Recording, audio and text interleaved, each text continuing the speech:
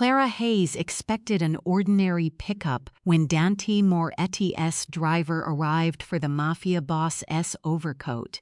Instead, armed men dragged her from the laundromat and threw the blood-stained garment across Dante's dining table. A rival Don had been found dead that morning, and Clara's fingerprints were inside the pocket. Dante's counsel demanded her execution before midnight to prevent a war between families. Yet Clara remembered something none of them knew. The man who delivered the coat had looked exactly like Dante, but he had buttoned it with his left hand. The real Dante, whose right shoulder carried an old gunshot injury, always fastened his coat with his right. When Clara examined the collar, she found skin-colored adhesive and one strand of artificial black hair. Someone had copied Dante's face, but as she reached for the evidence, the real killer called from inside Dante's fortified mansion. The call came from the telephone in Dante Moretti's private study, 30 feet above the dining room, where Clara Hayes stood between 6 armed men and a blood-stained coat, every head turned toward the ceiling. Rain struck the mansion windows. On the dining table, the black cashmere overcoat lay open beneath the chandelier, dried blood darkening its left sleeve. Clara's laundry tag and fingerprints waited inside the pocket. Dante did not look up. At 32, he had the cold stillness of a man who had learned that movement revealed intention. His black hair was swept back, his short beard precise, and black and gray tattoos climbed from his open collar to both sides of his neck. His right hand rested beside the coat. The fingers were relaxed, but the old injury in his shoulder kept that elbow slightly closer to his body. "Answer it," ordered Salvatore Moretti, Dante's uncle and senior advisor. One of the guards lifted a handset from the sideboard and pressed the speaker key. Dante's own voice filled the room. "The woman altered the coat. Kill her before midnight or Carlo Bellini's sons will do it for you." The line went dead. Fear moved through Clara, but she refused to step away. At 29, she had chestnut hair pinned into a loose knot and a soft, full-figured body. Strangers missed the strength built through 11 years of lifting wet commercial blankets and rescuing delicate fabric. Salvatore stared at Dante. "Your study is sealed. Only you and I have keys." "Then one of those statements is false," Dante said. He looked at Clara for the first time since his soldiers had taken her from Hayes' laundry. His expression did not soften, but his gaze paused on the red mark around her wrist where a guard had tied a restraint too tightly. "Show me what you found." Clara leaned over the coat. Her burgundy wrap dress, worn beneath a practical gray cardigan, was damp at the hem from the rain. She used a silver seam pick from her pocket to lift a translucent scrap near the collar. "This is not dry cleaning film," she said. "It stretches after heat. It smells faintly sweet, like theatrical adhesive. And this hair isn't human. The cut end is fused. Marco Velez." Dante's security chief gave a dismissive breath. "You expect us to believe someone wore a mask because you found glue? I expect you to believe your eyes." Clara turned to Dante. "The man who dropped off this coat looked exactly like you. Same face, same ring, same voice mostly, but he fastened the middle button with his left hand. You always use your right." Salvatore's gaze sharpened. "How would a laundress know that?" "Because Mr. Moretti brings me coats with hand-finished buttonholes, and he always closes one before he leaves.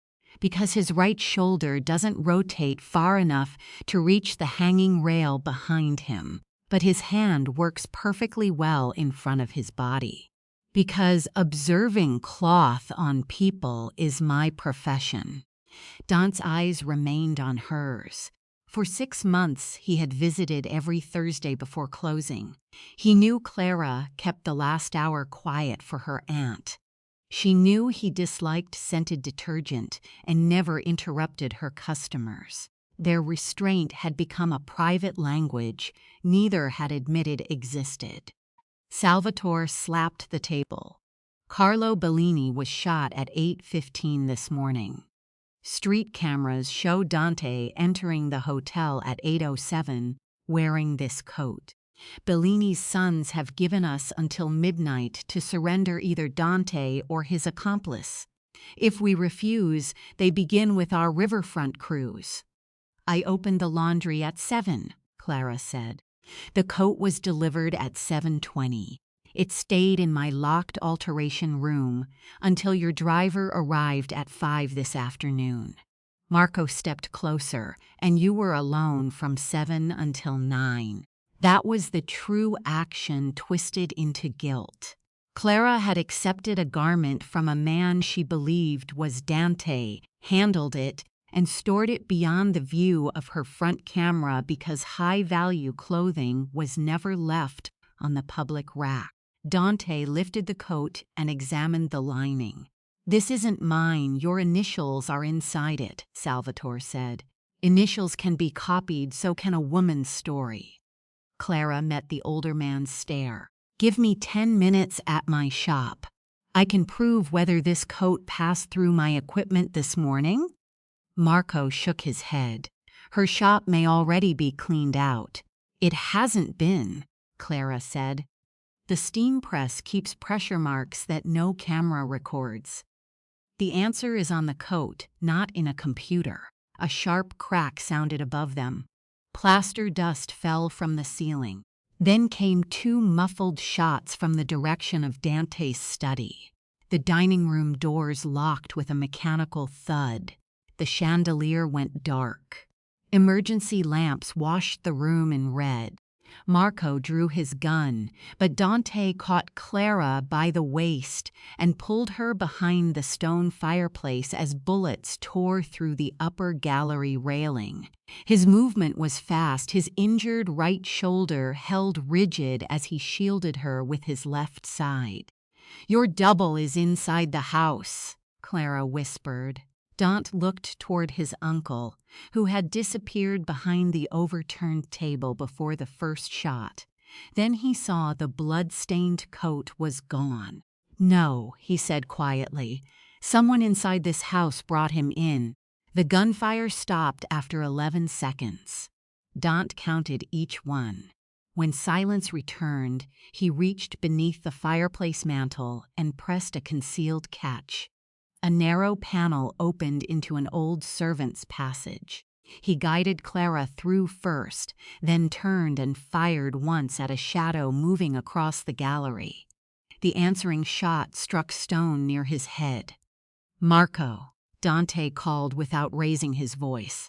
"Keep my uncle in the dining room. Trust no order given in my voice, unless I am in front of you," Marco answered from behind the sideboard. "Go." Dante closed the panel. Darkness enclosed them until he switched on a small wall lamp.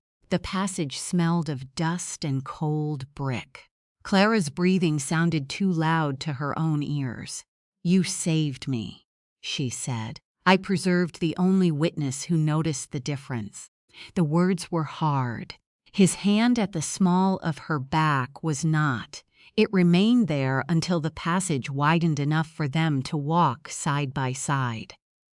"Is that what you tell yourself every Thursday?" Clara asked. His eyes shifted to her. "This is not the hour to test my honesty. It may be the only hour we have." At the end of the corridor, Dante opened a steel door into the mansion garage. Rain blew through a raised service bay. 4 black vehicles waited, but he ignored them and took the keys to an old gray sedan stored beneath a cover. His phone showed no signal. The estate's internal jammer had been activated, a security measure intended to trap intruders, and now being used to isolate him.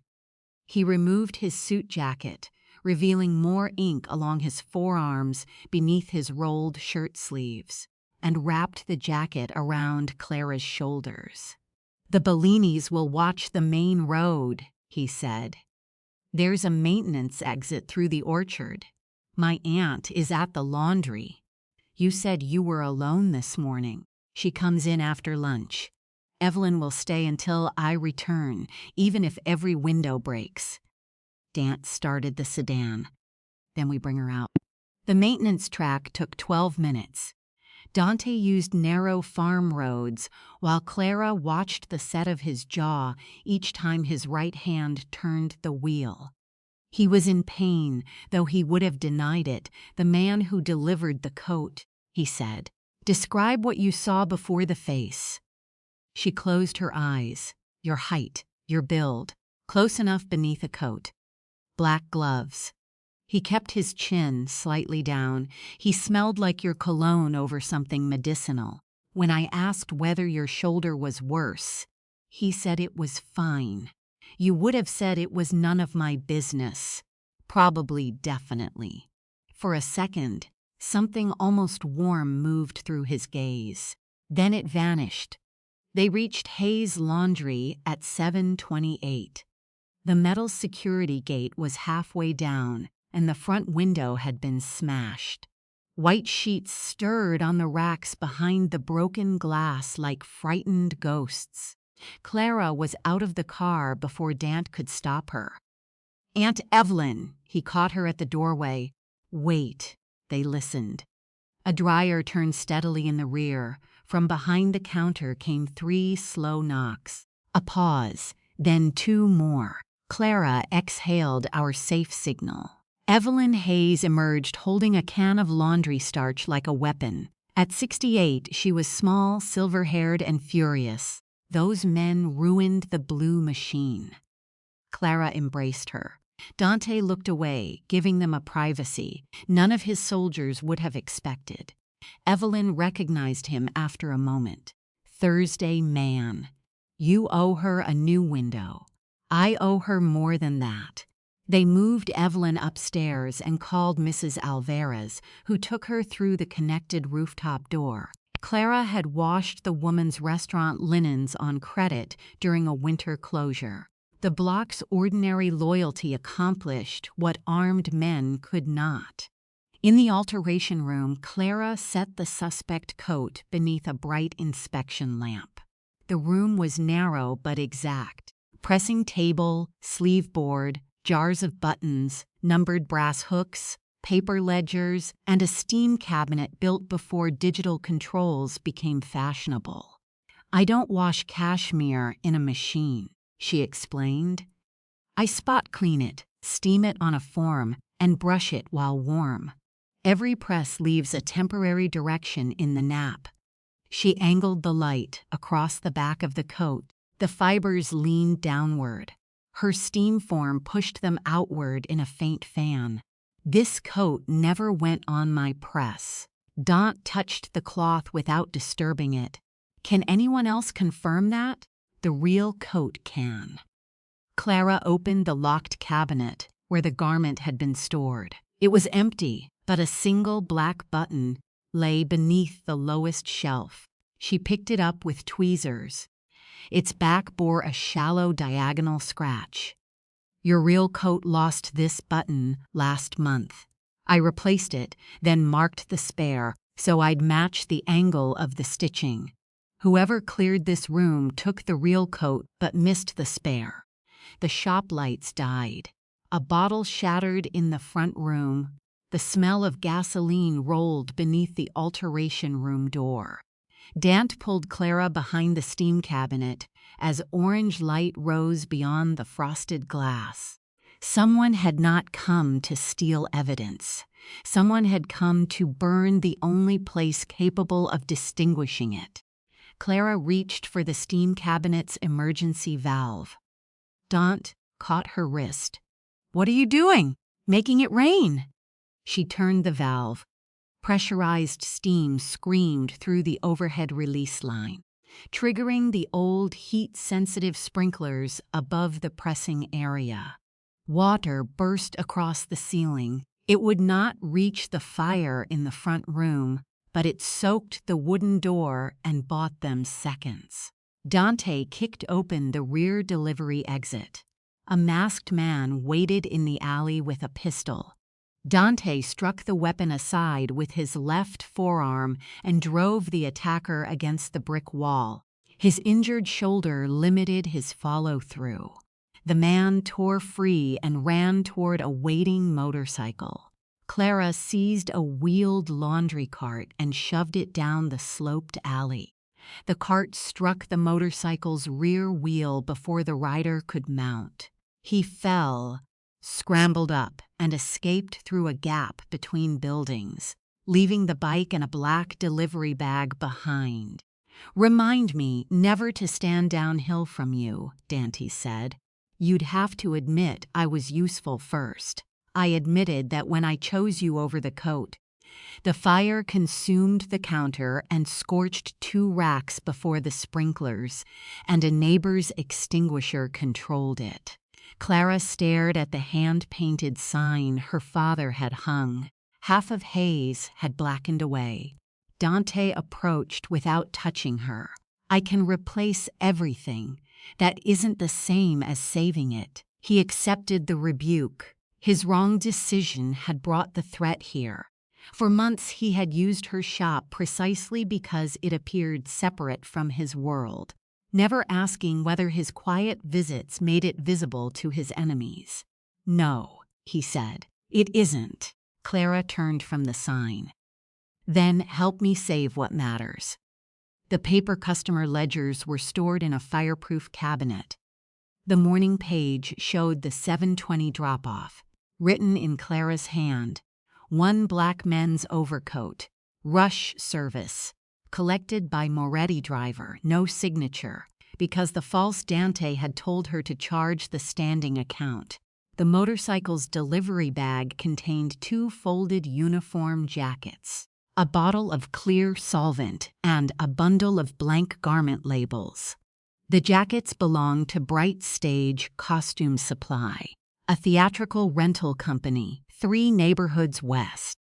1 cuff carried pale foundation and the same sweet adhesive smell as the coat. "Could be planted," Dante said. "The bag, yes. Not this." Clara held up the bottle. A faded purple stain marked its cap. "This is spirit gum remover mixed with gentian dye. Bright Stage uses purple, so employees won't confuse it with clear fabric solvent.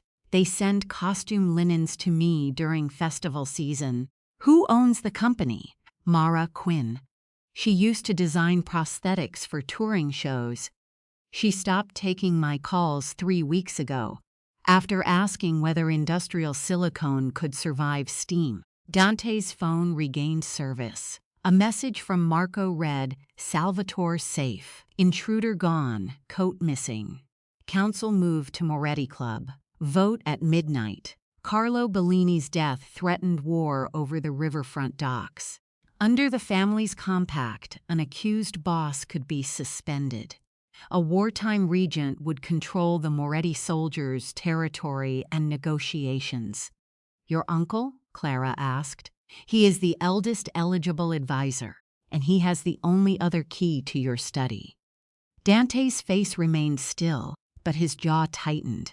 "He raised me after my father died. That tells me why the idea hurts. It doesn't tell me whether it's wrong." He looked at the burned shop.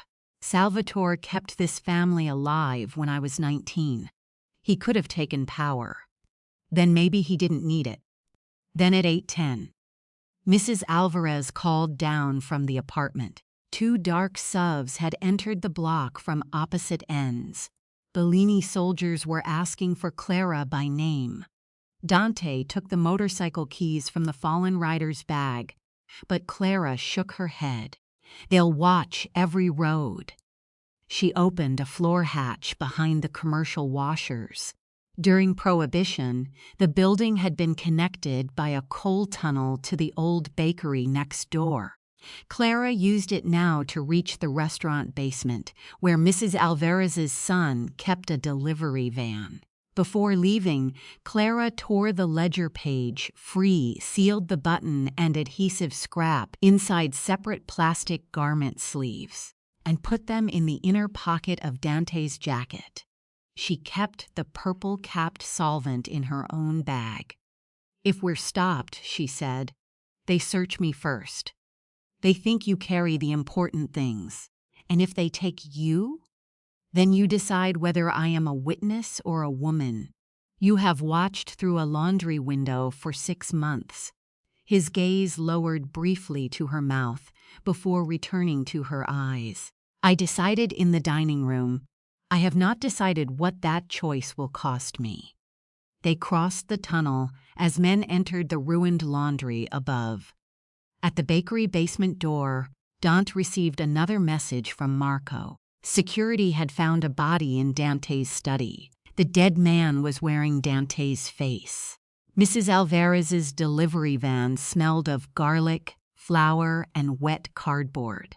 Clara drove because Dante's shoulder had begun to stiffen after the fight in the alley. He sat low in the passenger seat, calling Marco through an encrypted line that failed every few seconds.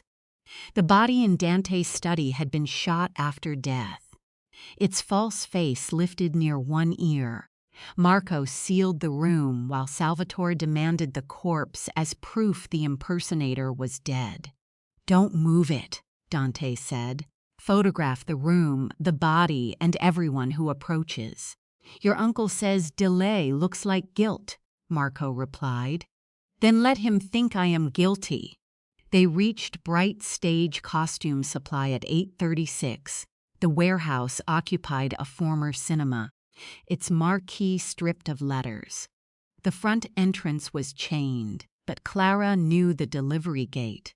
She had collected smoke-damaged costumes there after a rehearsal fire 2 years earlier. Rows of costumes disappeared into darkness. Clara found a work light and called Mara's name. A thump answered from the projection room above. Dante motioned for Clara to remain behind the counter. She ignored him only long enough to point out a narrow employee's stair hidden behind velvet curtains. He climbed first, keeping his right arm close. Clara followed with the solvent bottle gripped like a club. Mara Quinn was tied to a chair beside a casting table. Her lower lip was split, and dried adhesive covered 2 fingers. Dante checked the room before cutting her loose. Clara used clean muslin and bottled water from Mara's emergency kit to tend the wound. "They said they'd kill my son if I spoke," Mara whispered. "Where is he?" Clara asked at his father's in Albany. "I called before they took my phone. He was safe then." Dante gave Marco the address and ordered protection through a retired officer outside Moretti channels. He did not promise what he could not guarantee. "How many faces did you make?" 2 finished masks. 1 practice skin. They told me it was for a private film about the Moretti family, and that you approved it. They brought photographs, dental molds for the mouth shape, recordings of your voice, even measurements from your tailor. That access required someone close. Dante's tailor worked only from family referrals, and Salvatore held his protected dental records. "Who wore them?" Clara asked. "A performer named Noah Price. Tall, similar build, left-handed. He could imitate a voice after hearing a sentence twice. But the second fitting was for someone else. I never saw him without a hood. 2 wearers. The dead body at the mansion might be Noah, or it might be the second man. Either way. 1 mask remained unaccounted for. Mara led them to a cabinet. Its lock had been forced. Inside lay empty casting frames and invoices for materials. The order had been paid through the St. Aurelia Cultural Fund, a Moretti charity Salvatore supervised. "That proves access, not guilt," Dante said. "Half the city bills that fund." Clara examined the casting table. A shallow tray held scraps of silicone. One was tinted slightly warmer than Dante's skin. Another bore a crescent of blood along its edge. Someone tried the mask after Mara was tied up, she said. The edge cut him on the floor. She found a handkerchief spotted with fresh blood and gray tailoring chalk. The monogram had been cut away. She sealed it in a clean costume bag. Dante watched her work. You make evidence look like laundry. Laundry is evidence. People bring me what they spilled, where they sat, and what they tried to hide. The gentle exchange ended when headlights swept across the warehouse doors. 3 vehicles entered the loading yard. Dante guided both women into the old projection booth. From the window, they saw 6 Bellini soldiers spread across the floor below. Sofia Bellini entered last, wearing a dark green coat and carrying no visible weapon. Carlo Bellini's daughter had inherited his authority without yet receiving his title. Dante Moretti, she called. My father is dead. Your face was in his room, and your counsel plans to hand me a laundress. Come down before I burn the building around you.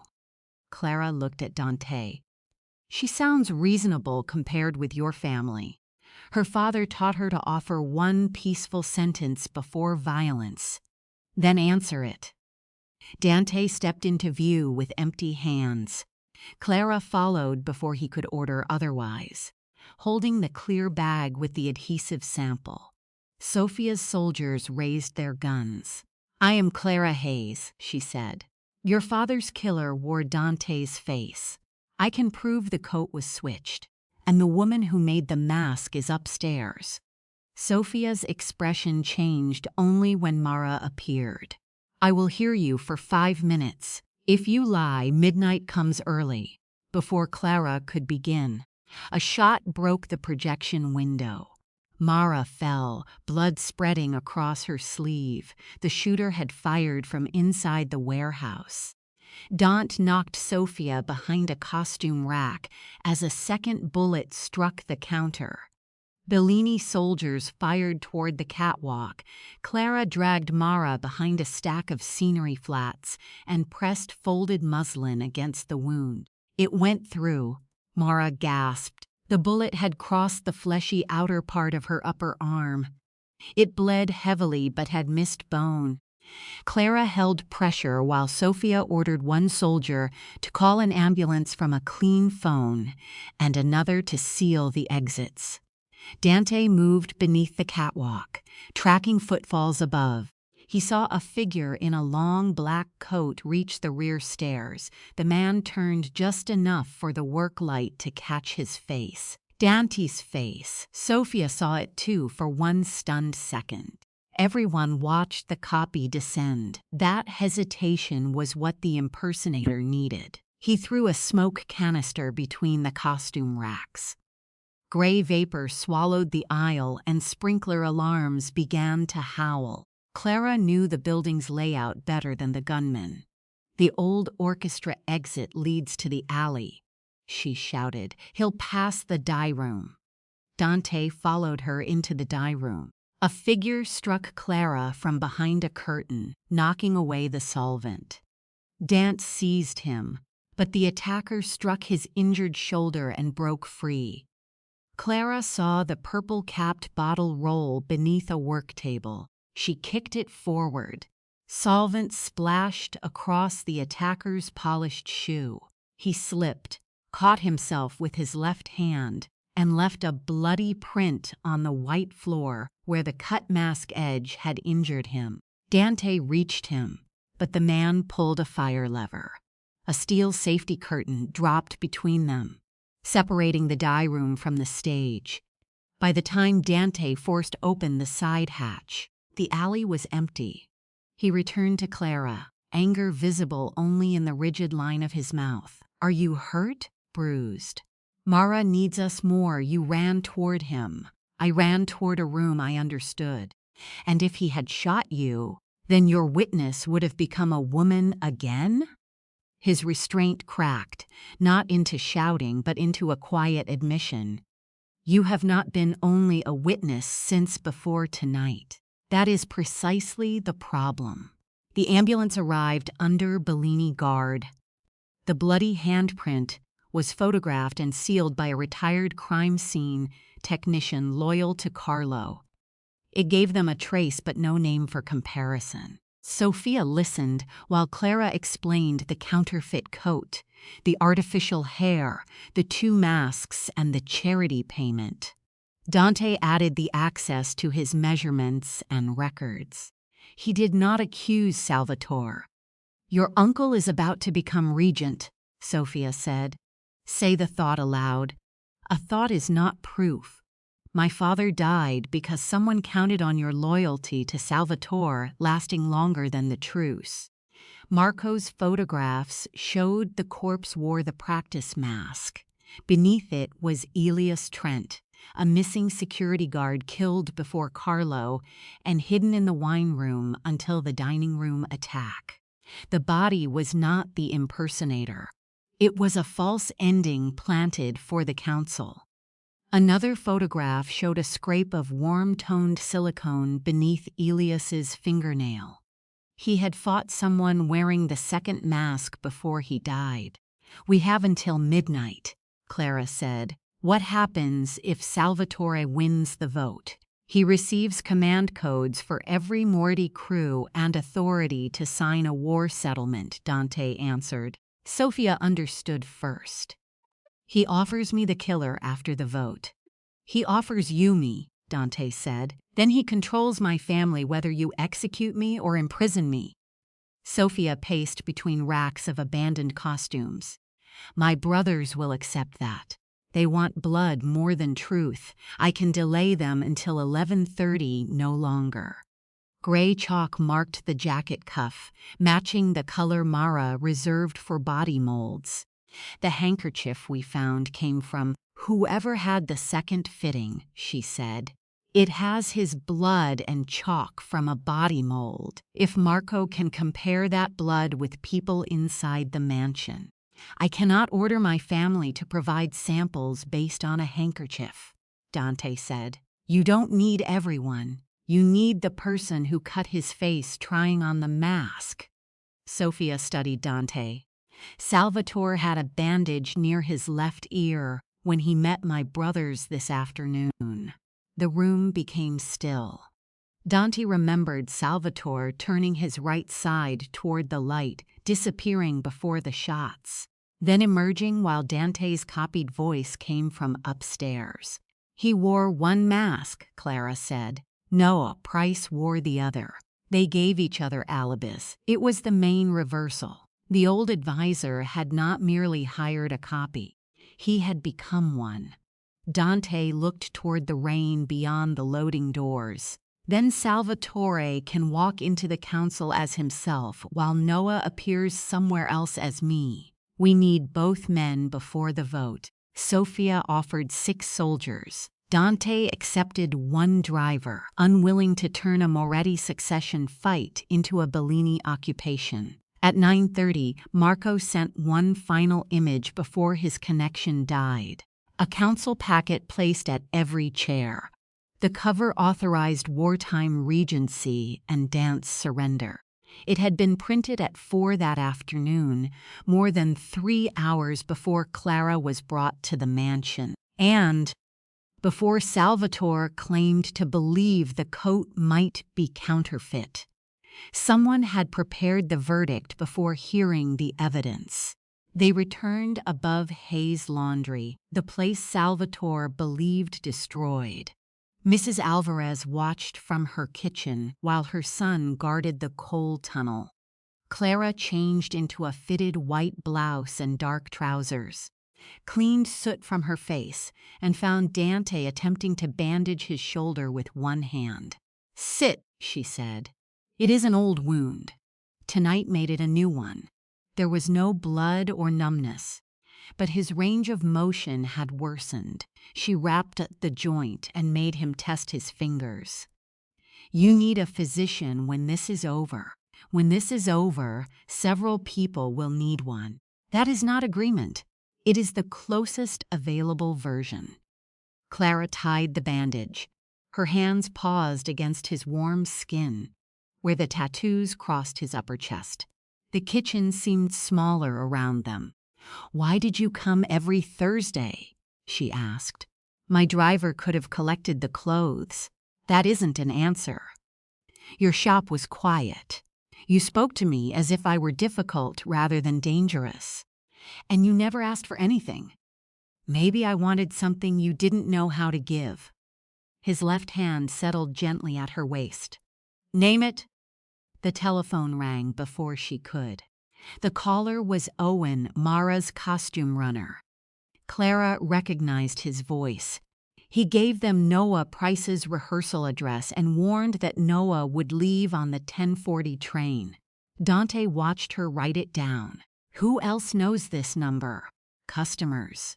Half the neighborhood. Then we assume the call is monitored. Clara wanted the lead to be real. That was her mistake. Owen had once repaired a broken rack without charging her. The familiarity lowered her guard. She called him back using a phrase from their festival invoices and believed his correct answer proved his identity. The deadline forced a choice. Sophia's driver circled the rehearsal building while Clara and Dante entered. Copies stayed with Evelyn. Dante kept the original button, while Sophia's technician held the handkerchief and blood sample. At 10:12, they reached the rehearsal building. The door stood unlocked.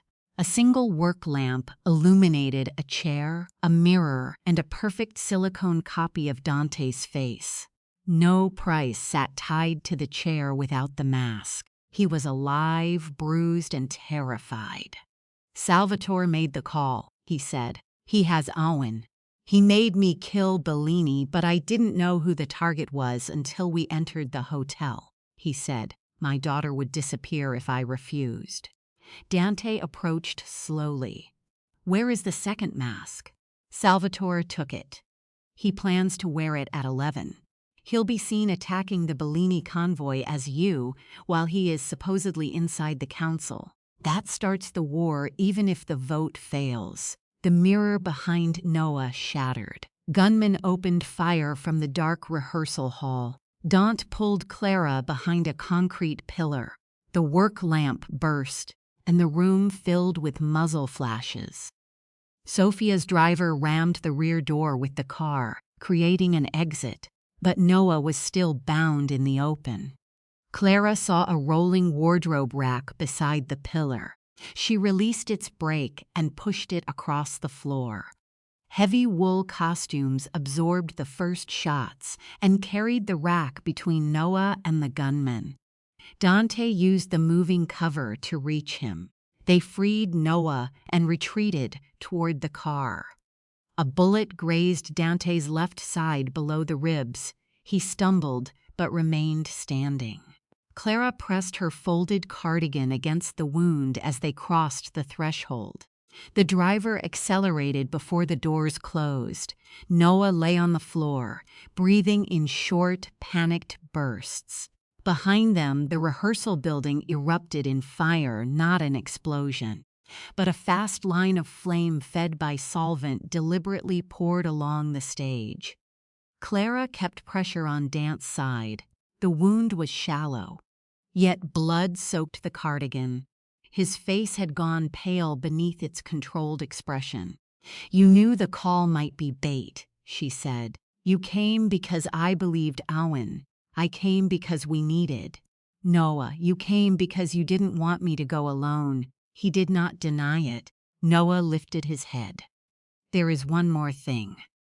Salvatore never planned to surrender you alive. The Regency papers include a sealed order transferring all riverfront authority if both you and Sofia Bellini die during hostilities.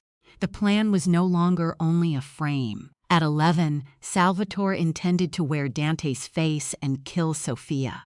At 10:28, a trusted clinic doctor cleaned Dante's shallow side wound, closed it with 6 stitches, and placed his right arm in a sling. Fighting would tear both injuries open, then keep him from fighting, she told Clara. People keep assigning me impossible alterations tonight. Dante sat on the examination table in a clean black shirt borrowed from the clinic's emergency closet. Without his suit and weapons, he looked younger, though no less dangerous. Clara stood between his knees while fastening the sling.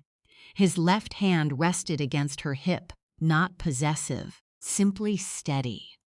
"I trusted the wrong person," she said. "Owen's voice made me stop asking why he knew where Noah was. You made a mistake under a deadline. So did I."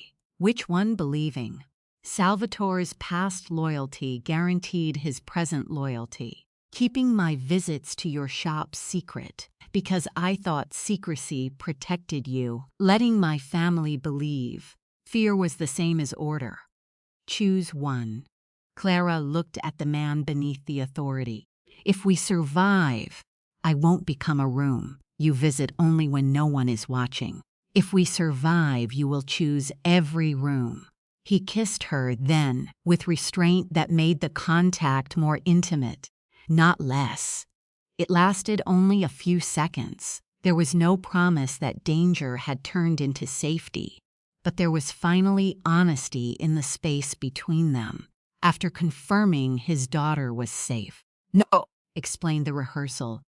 At 11, false Bellini gunmen would attack Sophia's convoy beneath Harrison Bridge. Salvatore, wearing Dante's face, would kill her on camera and return to the council as himself before 11:30. "The cameras are part of the plan," No said. "He wants witnesses." "Then we give him witnesses he did not choose," Sophia replied. They could not simply cancel the convoy if Sophia disappeared. Her brothers would assume Dante had taken her and attack the docks. If Dante warned the council by telephone, Salvatore controlled the club switchboard and could claim the voice was another imitation. Clara asked to see the route. The bridge stood 4 blocks from her laundry, beside the commercial wash depot where her father had worked. Steam from its linen tunnels vented through street grates each night at 11 during boiler purge. "Can the vent be opened early?" Dante asked. "Not without a depot key and someone who knows the pressure sequence." Clara called night engineer Raymond Cho, whose family she had helped for years. She warned of an attack and asked him to open the west steam purge at 10:58, then lock himself in the control room. He agreed. Sophia would ride in the lead sedan wearing a protective vest. Noah and Marco would wait out of sight. Bellini and Morty men would hold opposite sides of the bridge until the attacker appeared. Clara would keep the purple-dyed remover ready. Warm moisture would soften the mask edge and expose its adhesive. It was not a weapon. It was a stain test. At 10:45, Mrs. Alvarez called the clinic. One of her delivery drivers had seen a Hayes laundry van behind the Moretti Club, though Clara's only van was still at the restaurant. "Someone copied my vehicle," Clara said. Noah went white. "The escape vehicle. Salvatore keeps Owen inside it if the attack fails. He burns the van and leaves Dante's coat with the body." Clara's first instinct was to abandon the bridge and rescue Owen. Dante saw it. "That is his contingency," he said. "He wants us divided.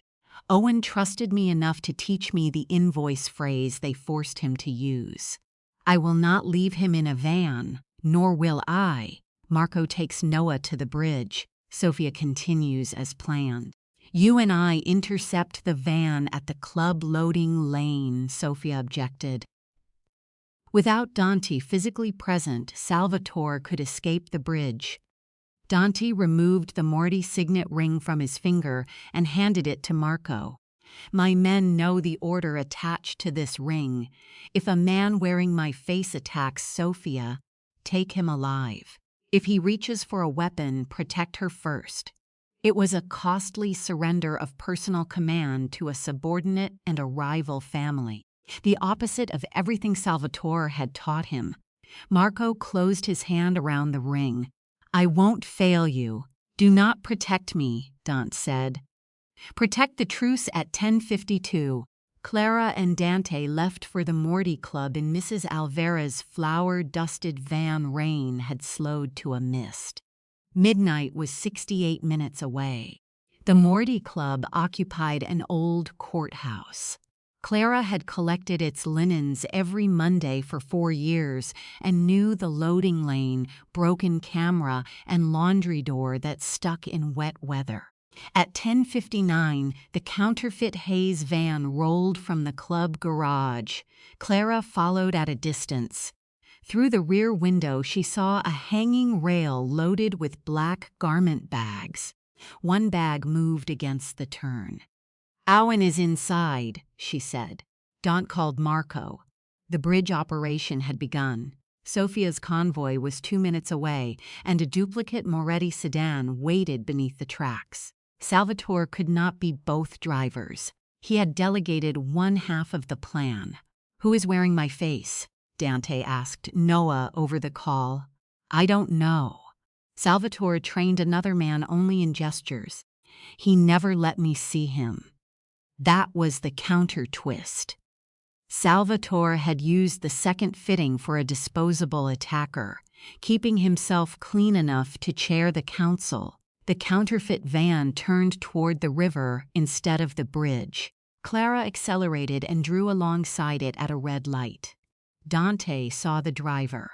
Victor Dane, Salvatore's personal courier, no mask. The moving garment bag struck the window again. When the light changed, Clara steered in front of the van and braked. Victor swerved into an alley, exactly where she wanted him. The passage narrowed beside the commercial wash depot. Delivery carts blocked the far end, placed there by Raymond Cho. Victor reversed, but Dante was already out of the car. With only his left arm free, he opened the driver's door and pulled Victor sideways by the collar. Victor struck the bandaged wound at Dante's ribs. Clara slammed a wheeled bin behind his knees. He fell into it, and Dante pinned him there until Clara took his keys. Owen lay bound between garment racks beside a gasoline can and timer meant to be found in wreckage. Clara freed him while Dante photographed the arrangement and sent it to Sofia and Marco. The black bags held Dante's stolen real coat, 2 Bellini-colored jackets, and packets of Regency papers. Clara found her original brass tag still sewn inside the real coat and the scratched spare button missing from its front. Together, tag and button matched her ledger practice and separated the authentic garment from the bloody counterfeit. At the bridge, steam erupted from the west grates as Sofia's convoy entered. The false Dante stepped from the duplicate sedan and raised a pistol. Traffic cameras captured his face. Bellini men started forward, but Marco held the Moretti line until the attacker fired into Sofia's windshield. The glass starred but did not break. Marco's men struck the attacker from behind and forced him into the steam cloud. Heat loosened the edge near his wounded ear when he wiped his face. A section of silicone folded beneath his fingers. No shouted for everyone to keep him alive. The attacker tore off the damaged mask. He was Peter Lorne, a Moretti soldier assigned to Salvatore's household. Marco knew him, so did 3 council members watching a secure stream from the club. Peter reached for a second gun. Sofia kicked it away, and Marco took him to the pavement without firing. The truce held, but only barely.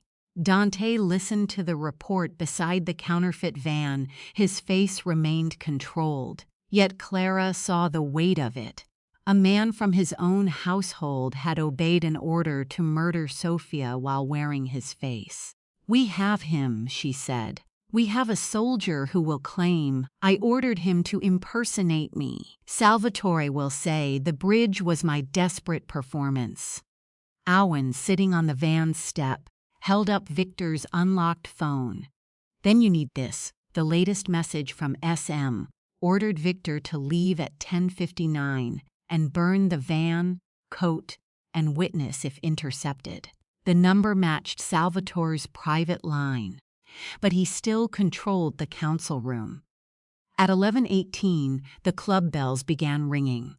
Salvatore had started the emergency vote 12 minutes early.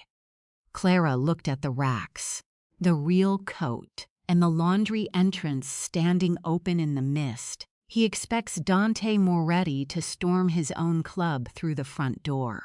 Yes, then perhaps the laundry should go in first. Clara hung Dante's real overcoat between the club linens. Owen stayed with Victor under Raymond's watch while she drove the counterfeit van into the loading bay. Dante lay beneath folded tablecloths in a wheeled hamper. "Try spending 11 years sorting other people's socks," Clara whispered. "It builds character." The kitchen staff barely looked at the familiar Hayes logo. Salvatore's guards searched the cab, opened 2 garment bags, and waved Clara through after recognizing her as the laundress already blamed for the crisis. They did not search the heavy hamper because wet banquet cloth often weighed more than a person. That contempt carried her to the service elevator. On the 2nd floor, Clara rolled Dante into the linen room and locked the door. He rose carefully, pale from the stitches but steady. She helped him into his real coat, sewing the scratched spare button into place with black silk from her emergency kit. "Why does the button matter now?" he asked. "Because tonight everyone has seen your face. I want them to see something no mask can authenticate." She fastened the coat with his right hand guiding hers. Then they entered the gallery above the council chamber. Below, Salvatore stood at the head of a long table. 12 council members occupied the chairs. 2 empty places represented Dante and the dead Carlo Bellini. A clock showed 11:26. "Dante has attacked Sofia Bellini beneath the Harrison Bridge," Salvatore announced. A bandage covered the cut near his left ear. "He has abandoned, restraint, and endangered every Moretti family. Vote now, and I will end the war he began." 1 councilman raised his hand. 3 others followed. Clara stepped to the rail. "Before you surrender your family to him, ask why his regency papers were printed before he saw the bloody coat." Guards turned upward. Dante appeared beside her, unarmed, his injured arm in a sling beneath the coat. Salvatore did not look surprised. "My nephew brings the woman who framed him. How romantic, how useless." The chamber doors opened. Sofia entered with Marco, Noah, and Peter Lorne in restraints. Bellini and Moretti soldiers remained outside, visible to each other across the hall, but honoring the line. Dante had ordered them not to cross. Marco placed the Moretti ring on the table. Peter attacked Safa while wearing Dante's face. "I witnessed the mask come off, so did 6 men from both families." Noah identified the mask. Rehearsals and threat against his daughter. The council secretary matched Victor's instruction message to Salvatore's private number. Clara then placed the bloody counterfeit coat beside Dante's authentic one. "The bloody coat never touched my steam form," she said. "Its nap lies downward. Mine presses outward. This brass tag was sewn into the real coat before the murder, and this button was marked when I repaired it last month. Your false coat has copied initials, but none of its working history." Salvatore smiled without warmth. A button, a frightened actor, and a stolen telephone. Dante could arrange all of it. "Not the cut behind your ear," Clara said. Every gaze moved to the bandage. Salvatore reached for it too late. Purple residue stained the edge, faint but visible under the chamber lights. spirit gum remover from Bright Stage had mixed with the adhesive when he cleaned the mask. The same dye marked the bottle found in the attacker's delivery bag and the costume room where Mara had been held. "Take off the bandage," Sophia said. Salvatore's hand dropped. "You have no authority here. Then I will use the authority of a daughter," offered a false peace over her father's body. She placed the sealed Bright Stage handprint on the table. Salvatore's cut, the charity payment, Peter's mask, Victor's message, and Noah's testimony could now be examined independently. Two of Salvatore's loyalists drew weapons. Dante moved in front of Clara despite his injuries. Marco and Sophia's guards aimed from the doorway. For one breath, a family war balanced on the pressure of a dozen fingers. Salvatore seized Councilman Rizzo and held a blade to his throat. "You think truth rules this city? Roots rule it. Money rules it." Carlo wanted half the river. Dante planned to yield rather than fight. And every weak man at this table would have followed him. "I gave you an enemy strong enough to unite you." Dante faced the council. "The riverfront caused this. I surrender Moretti control of the disputed docks to a neutral three-family commission for 1 year. No regent, including me, may command them." The sacrifice cut away the prize Salvatore could use as leverage. Several loyalists lowered their guns. Without the docks, Salvatore could offer them only treason and a war already exposed. Clara noticed gray chalk on Salvatore's cuff, the same mold chalk from Bright Stage. She also noticed that his hostage's jacket had just returned from her laundry. Its shoulder seam was reinforced, but the side seam was deliberately loose for alterations. She caught Rizzo's eye and pulled sharply at her own side. He understood. Rizzo tore the weak seam of his jacket and twisted free, leaving Salvatore holding empty cloth. Marco crossed the distance and struck the blade away. Dante pinned his uncle against the table with his left forearm, stopping when Salvatore was disarmed rather than killing him. "You taught me that." Mercy looked weak, Dante said. "Tonight you mistook restraint for blindness." At 11:41, the council suspended Salvatore and placed him in the same sealed study where Elias Trent had been found. The vote for regency was cancelled. Sophia called her brothers and ordered every Bellini crew away from the river. The war ended 19 minutes before it was supposed to begin. Dawn revealed the cost more honestly than night had. Mara would recover. Owen had a concussion and injured wrists. Peter requested protection for testimony. Noah received safety for his daughter, but not forgiveness for Carlo's murder. Victor surrendered the van and messages. Salvatore's clothing and blood were preserved under joint custody. He would face judgment for Carlo and Elias. Dante refused requests to make him disappear. Too many people had become convenient silence. The neutral commission took control of the disputed docks at noon. Dante lost nearly a third of his river income, and several captains who believed surrendering territory was unforgivable. He accepted both consequences. Sophia signed the truce beside him, then added a condition requiring independent witnesses for any future accusation between their families. "Your laundress taught us procedure," she said. "Her name is Clara. I know. I wanted to hear whether you did." 3 days later, Dante returned to Hayes' laundry without guards. The broken window was boarded over. Smoke darkened the ceiling. One press remained unusable, and the old sign waited on a work table. Yet the shop was full. Mrs. Alvarez brought food. Raymond repaired the steam line. Customers washed soot from walls, sorted salvageable clothes, and argued over paint colors. Evelyn sat at the counter directing everyone with the authority of a small queen. Dante placed a folder beside Clara. Insurance adjusters, contractors, and a deed to a larger building, 2 streets north, no conditions. Clara did not open it. You still think replacement is the same as saving? I think I do not know how to repair what I endangered. That answer reached her where money could not. She took the folder, removed the deed, and returned it.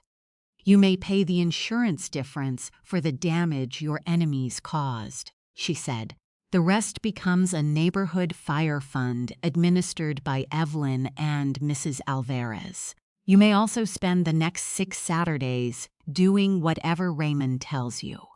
Dante looked toward the engineer, who immediately handed him a paint scraper. These terms are severe. You can appeal to the laundress. I have learned not to underestimate her.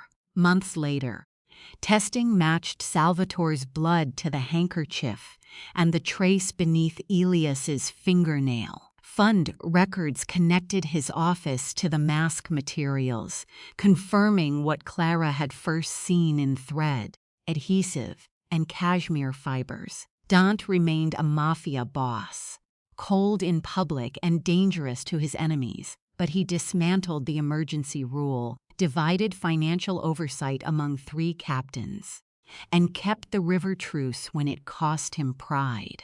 He also came to the laundry in daylight. He met Clara's customers and respected every boundary around her work, her aunt, and violence in the shop. Protection was not ownership. Love was not debt, he answered with action.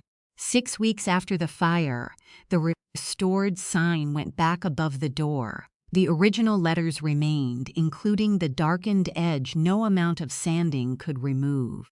Clara chose to keep it. That evening, after the neighborhood celebration ended, she found Dante alone beneath the sign in a midnight blue suit. His shoulder had healed enough to move freely. Though the scar would always limit him, he carried the repaired black overcoat over one arm. "There is no stain," she said. "I know, I needed an excuse. You no longer need one." He entered the quiet shop. Clara wore a soft cream-wrapped dress, her chestnut hair loose around her youthful face. Dante looked at her with the same restrained intensity he had carried every Thursday, but he no longer hid it from the windows. "The first night I came here," he said, "you told me every garment keeps a memory of the person who wears it. You said fabric had no loyalty. I was wrong about many things, not all of them." She took the coat and examined the buttons she had sewn before the council confrontation. The diagonal scratch remained on its back, invisible unless someone knew where to look. "This repair will hold," she said. "And us?" Clara hung the coat on the rail. "That depends on whether you keep showing up in daylight." Dante offered no grand promise. He crossed the space between them slowly.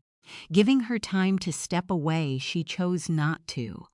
When she drew him down for a kiss, his hand rested at her broad waist with familiar care, and the last dryer turned behind them like a steady heart. Outside, the streetlights came on above the repaired window.